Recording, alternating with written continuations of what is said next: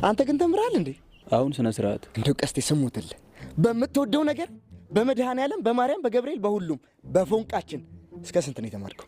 አንተ ልጅ ፎንቄን ስም እየጠራ ትሰረኝ ብያለሁ። እና ታዲያ ንገረኛ። እሺ እስከ ስንት ነው የተማርከው? አያገባ። ኧረ ይሄ ነገር ወዲት እየሄደ ነው። ደግሞ ምን ሆንክ?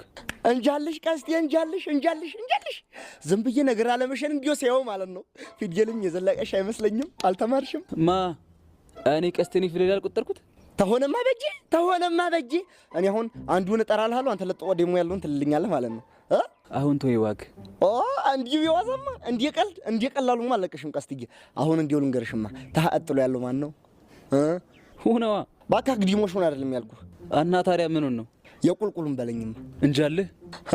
አይ ቀስትዬ እንጃልሽ። የነገር ምንም አላማረኝም። እስቲ እንደው ስጠይቀሽ ደግሞ ሌላውን ማለት ነው ስንት ሀዎች አሉ? አላውቅ ውሸቴን ነው በለኝ ወንድም አለም። እኔ እንዴት ብያለሁ ሲያሾፉብኝ ተኔ ባሰው ግንጅላው ማህየም። አንተ ወዲሉ ማህየም አይደለም እንዴ? አንተ ማን ነው ማህየም? አይ ቀልዱስ ቀልድ ነው። እስከ ስንት እንደተማርሽ አትናገሪም ቀስቴ? አልናገርም። ችግር የለውም በቃ እንዴት አድርጌ እንደማውጣጣሽ ያሳይሻለሁ።